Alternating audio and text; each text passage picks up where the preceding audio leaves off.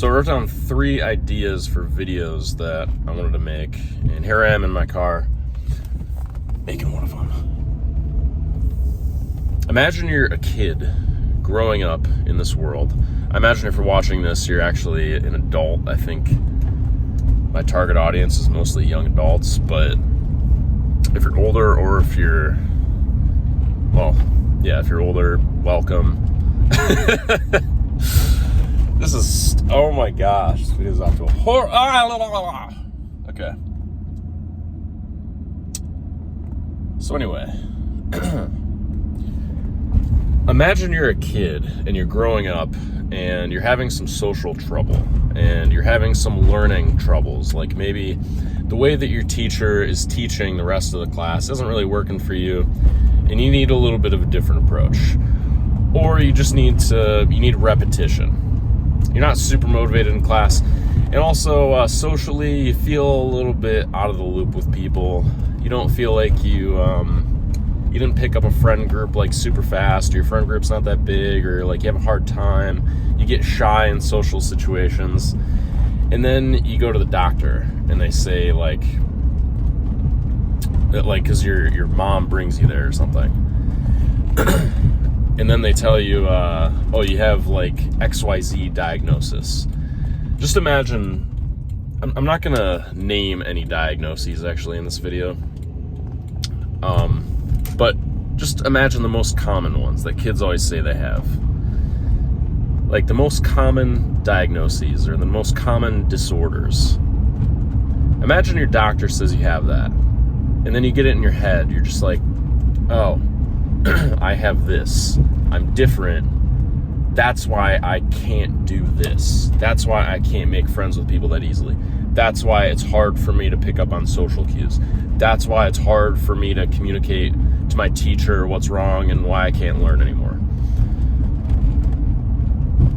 Now imagine your doctor had never told you that.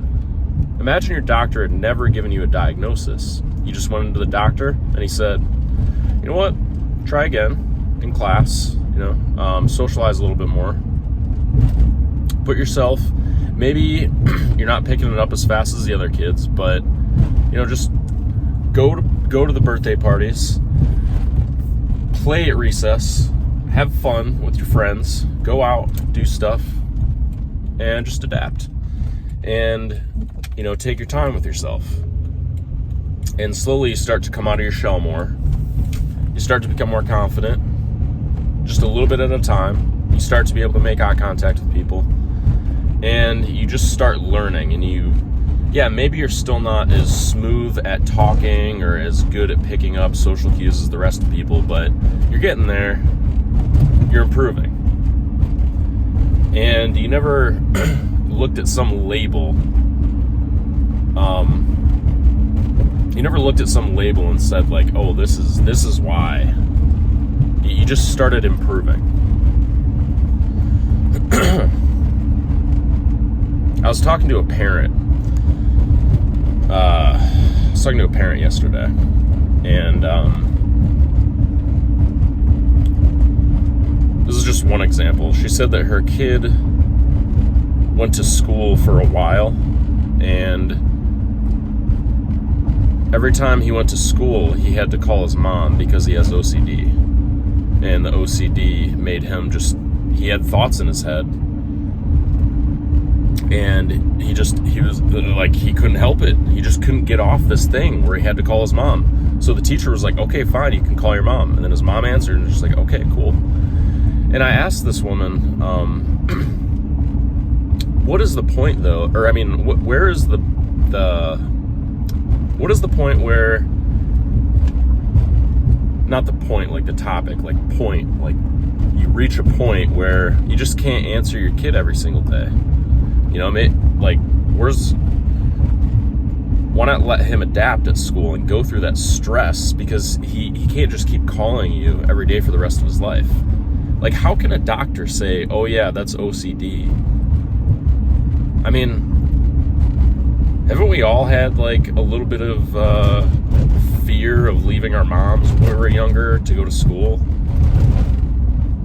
And I get I get that may be insensitive, because you might say like, oh, well, if this kid has a disorder, or he might, feel it more than you do. But still, what I'm seeing happening, I slept on it. So I asked her that, and she was like, well, yeah, it lasted for like 2 years, and then, he just had to adapt. I was like, cool. But I slept on it. I slept on it because I think a lot of, what I think is happening is I think a lot of parents, a lot of teachers, a lot of moms are submitting to their children, giving in to their child going, oh man, I need to call you. I need to call you at school. I need to call you when I'm at school. I need to call you when I'm at school. Teacher's like, okay, fine. Mom's like, okay, fine.